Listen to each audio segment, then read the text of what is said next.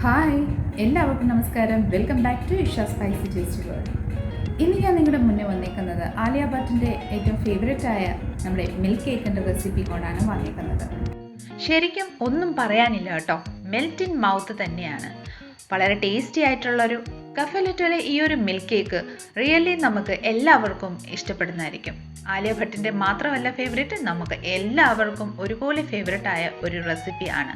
തീർച്ചയായിട്ടും നിങ്ങൾ എല്ലാവരും ഈ ഒരു റെസിപ്പി ഒരു തവണയെങ്കിലും ഒന്ന് ട്രൈ ചെയ്ത് ഒന്ന് കഴിച്ചു നോക്കുകയുള്ളൂ കേട്ടോ. വീണ്ടും വീണ്ടും കഴിക്കാൻ തോന്നും. ഇത്രയ്ക്ക് രുചികരമായ ഒരു കേക്ക് നമ്മുടെ ജീവിതത്തിൽ ഇതുവരെ ഞാൻ കഴിച്ചിട്ടില്ല. നിങ്ങൾ കഴിച്ചിട്ടുണ്ടോ? കമൻറ്റിലൂടെ ഒന്ന് അറിയിക്കുക കേട്ടോ. അപ്പം നമുക്ക് വേഗം നമ്മുടെ ഈ ഒരു അടിപൊളി റെസിപ്പിയിലോട്ട് ഒന്ന് കടന്നാലോ. ഈ ഒരു കേക്ക് തയ്യാറാക്കാൻ വേണ്ടിയിട്ട് ഒരു ബൗൾ എടുക്കാം. ആ ബൗളിലോട്ട് നമുക്കൊരു 1/4 കപ്പ് സൺഫ്ലവർ ഓയിൽ ചേർക്കാം. സ്മെല്ലില്ലാത്ത ഏത് ഓയിൽ യൂസ് ചെയ്താലും കുഴപ്പമൊന്നുമില്ല കേട്ടോ. ഇനി നമുക്ക് ഇതിലോട്ട് ഒരു 1/2 കപ്പ് നമ്മുടെ തൈര് ചേർക്കാം. തൈര് ചേർത്തതിന് ശേഷം ഇതിലോട്ട് ഒരു 1/2 കപ്പ് നമ്മുടെ പഞ്ചസാര പൊടിച്ചതും കൂടെ ചേർക്കാം കേട്ടോ. ഈ വകയെല്ലാം നമ്മുടെ റൂം ടെമ്പറേച്ചറിലുള്ള ഇൻഗ്രീഡിയൻസ് ആയിരിക്കണം കേട്ടോ. ഇനി നമുക്ക് ഒരു വിസ്ക് അല്ലെങ്കിൽ ഒരു സ്പൂൺ വെച്ച് നന്നായിട്ടൊന്ന് മിക്സ് ചെയ്ത് നല്ലൊരു സിൽക്കി കോൺസിസ്റ്റൻസിൽ അത് നമുക്ക് ആക്കിയെടുക്കാം. ഈ ഒരു കൺസിസ്റ്റൻസിൽ അതിന് ശേഷം നമുക്ക് ഇതിലോട്ട് 1 ടീസ്പൂണ് വാനില എസൻസും കൂടെ ചേർത്ത് നന്നായിട്ടൊന്ന് മിക്സ് ചെയ്തെടുക്കാം. നന്നായിട്ടൊന്ന് മിക്സ് ചെയ്തതിന് ശേഷം നമുക്കൊരു സ്ട്രെയിനർ എടുക്കാം. സ്ട്രെയിനറിലോട്ട് നമുക്ക് 1 കപ്പ് മൈദപ്പൊടി ചേർക്കാം. മൈദപ്പൊടി ആഡ് ചെയ്തതിന് ശേഷം ഇതിലോട്ട് 1 ടീസ്പൂണ് ബേക്കിംഗ് പൗഡർ ആഡ് ചെയ്യാം. ബേക്കിംഗ് പൗഡർ ആഡ് ചെയ്തതിന് ശേഷം ഇതിലോട്ട് നമുക്ക് ഒരു 1/2 ടീസ്പൂണ് ബേക്കിംഗ് സോഡയും കൂടെ ആഡ് ചെയ്യാം. ഈ വകയെല്ലാം ആഡ് ചെയ്തതിന് ശേഷം നമുക്ക് നന്നായിട്ടൊന്ന് തെള്ളിയെടുക്കാം കേട്ടോ. നന്നായിട്ട് ആ ഒരു എടുത്തതിന് ശേഷം ഒരു സ്പാച്ചില വെച്ച് നന്നായിട്ടൊന്ന് മിക്സ് ചെയ്തെടുക്കാം. മിക്സ് ചെയ്തതിന് ശേഷം ഇതിലോട്ട് 1 ടേബിൾ സ്പൂണ് നമ്മുടെ മിൽക്ക് പൗഡർ ആഡ് ചെയ്യാം. അതിനുശേഷം ഒരു 1/4 ഗ്ലാസ് നമുക്ക് പാലും ചേർക്കാം. പാൽ ഇതിലോട്ട് ചേർത്തതിന് ശേഷം നന്നായിട്ടൊന്ന് മിക്സ് ചെയ്തെടുക്കാം. നന്നായിട്ടൊന്ന് മിക്സ് ചെയ്തതിന് ശേഷം ഒരു ലൂസ് കൺസിസ്റ്റൻസി ആകുന്നിടം വരെ നമുക്ക് നന്നായിട്ടൊന്ന് മിക്സ് ചെയ്തെടുക്കാം. നോക്കിക്കോളൂ, നന്നായിട്ട് ഞാൻ മിക്സ് ചെയ്തിട്ടുണ്ട്. ഇനി നമുക്ക് ഗ്രീസ് ചെയ്ത് വെച്ചിരിക്കുന്ന കേക്ക് ടീൻ എടുക്കാം. ഞാൻ എല്ലാ കേക്കിൻ്റെ റെസിപ്പിയിൽ പറയുന്ന പോലെ തന്നെ കേക്ക് ടീൻ എടുക്കാം. അതിലോട്ട് കുറച്ച് ഓയിൽ ചേർത്ത് നന്നായിട്ടൊന്ന് ഗ്രീസ് ചെയ്തതിന് ശേഷം കുറച്ച് മൈദപ്പൊടി തൂക്കി നന്നായിട്ട് എല്ലായിടത്തും ഒന്ന് സ്പ്രെഡ് ചെയ്തെടുക്കാം. അതിന് ശേഷം നമുക്ക് ഇതിലോട്ട് ബാറ്റർ ഒഴിച്ചെടുക്കാം. ബാറ്റർ നമുക്ക് ഇതുപോലെ നന്നായിട്ട് എല്ലാം ഒഴിച്ചതിന് ശേഷം നന്നായിട്ടൊന്ന് ടാപ്പ് ചെയ്തെടുക്കാം. എയർ ബബിൾസ് എല്ലാം ഒന്ന് റിലീസ് ആയതിനു ശേഷം നമുക്കിതൊന്ന് ബേക്ക് ചെയ്യാൻ വേണ്ടിയിട്ട് വെക്കാം. അതിന് വേണ്ടിയിട്ട് ഞാനൊരു വലിയ വെസൽ പ്രീഹീറ്റ് ചെയ്യാൻ വെച്ചിട്ടുണ്ടായിരുന്നു. അതിൻ്റെ ഉള്ളിൽ കുറച്ച് ഉപ്പിൻ്റെ ലെയർ ചേർത്തതിന് ശേഷം ഒരു റിങ് വെച്ചു. ഇനി അതിലോട്ട് നമ്മൾ ലിഡിറ്റ് ക്ലോസ് ചെയ്ത് 10 മിനിറ്റ്സ് ഞാൻ പ്രീഹീറ്റ് ചെയ്യാൻ വെച്ചിട്ടുണ്ടായിരുന്നു. ഈ ഒരു പ്രീഹീറ്റ് ചെയ്ത് വെച്ചിരിക്കുന്ന വെസലിലോട്ട് നമ്മുടെ കേക്ക് ടിൻ ഒന്ന് ഇറക്കി വെക്കാം. ലിഡിറ്റ് ക്ലോസ് ചെയ്ത് നമുക്കൊരു 10 മിനിറ്റ്സ് ഈ ഒരു ഫ്ലെയിമിൽ, ഹൈ ഫ്ലെയിമിൽ തന്നെ നമുക്ക് ഒന്ന് ബേക്ക് ചെയ്തെടുക്കാം. 10 മിനിറ്റ്സിന് ശേഷം ലിഡിൻ്റെ മുകളിൽ ഒരു ഹെവി ലോഡ് വെച്ചതിന് ശേഷം ഒരു 20 to 25 മിനിറ്റ്സ് നമുക്ക് ഇത് ബേക്ക് ചെയ്യാൻ വേണ്ടിയിട്ട് വെക്കാം കേട്ടോ. അപ്പോൾ ഇതാ 25 മിനിറ്റ്സ് കഴിഞ്ഞിട്ടുണ്ട്. നമുക്ക് ഈ ഒരു ഹെവി ലോഡ് ഒന്ന് ജസ്റ്റ് ഒന്ന് മാറ്റിയെടുക്കാം. ലിഡോട് നമ്മുടെ കേക്ക് ഒന്ന് ചെക്ക് ചെയ്തെടുക്കാം കേട്ടോ. നോക്കിക്കോളാം, നല്ല പെർഫെക്റ്റ് ആയിട്ട് നമ്മുടെ കേക്ക് ഇവിടെ ബേക്ക് ആയിട്ടുണ്ട്. നമുക്ക് ജസ്റ്റ് നമ്മുടെ ഒരു ടൂത്ത് പിക്ക് വെച്ച് നമുക്ക് ഒന്ന് ഇൻസേർട്ട് ചെയ്ത് നോക്കാം നമ്മുടെ കേക്ക് ബേക്ക് ആയിട്ടുണ്ടോ ഇല്ലയോ എന്ന്.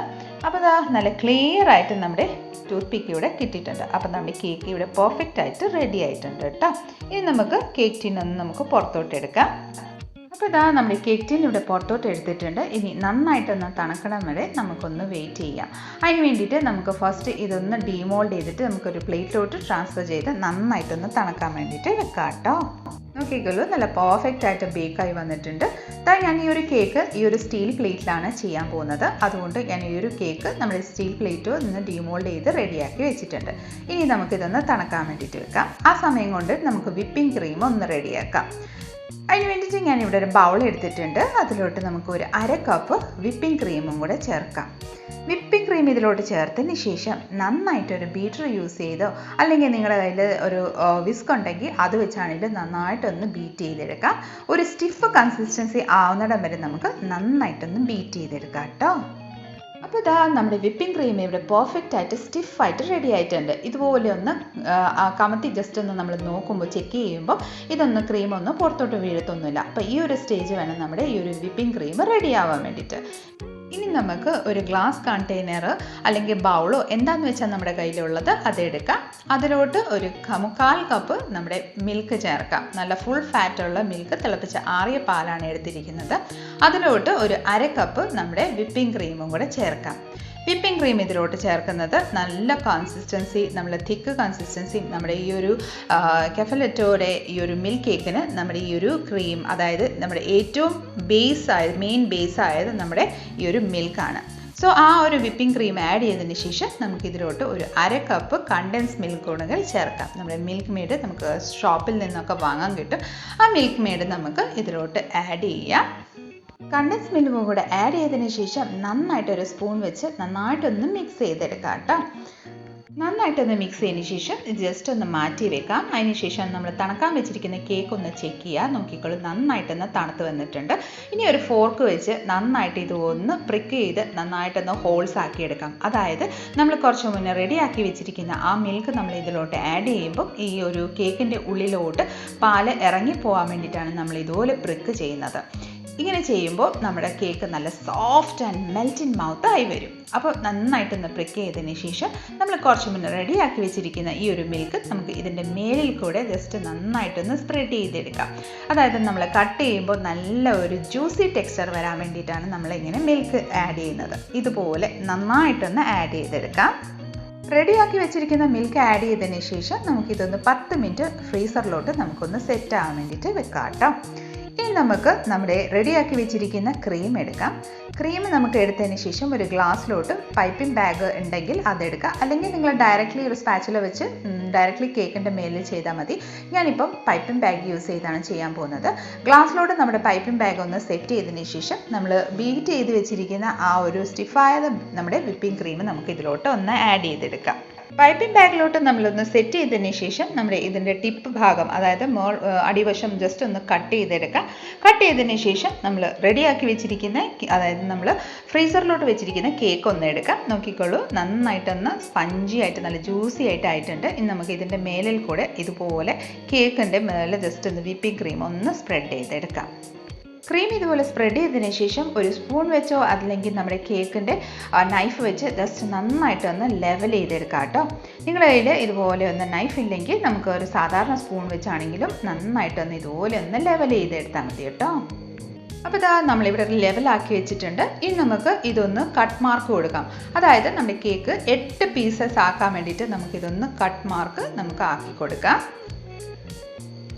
ഇനി നമുക്ക് കുറച്ച് സ്ട്രോബെറി എടുക്കാം കേട്ടോ. നമ്മുടെ കെഫലറ്റോയുടെ ഈ ഒരു മിൽക്ക് കേക്കിൽ സ്ട്രോബെറി നമുക്ക് അതിൽ ഡിസൈൻ ചെയ്ത് കൊടുത്തിട്ടുണ്ട്. അതിന് വേണ്ടിയിട്ട് ഞാൻ കുറച്ച് സ്ട്രോബെറി എടുത്തിട്ടുണ്ട്. വലിയ സ്ട്രോബെറി ആയതുകൊണ്ട് ഞാനൊരു ഒരു സ്ട്രോബെറിയിൽ നിന്ന് 4 പീസസ് ആക്കി എടുത്തിട്ടുണ്ട് കേട്ടോ. ഇനി നമുക്ക് ഓരോ പീസിൻ്റെ മേലിൽ നമുക്ക് സ്ട്രോബെറി ഒന്ന് സെറ്റ് ചെയ്തെടുക്കാം.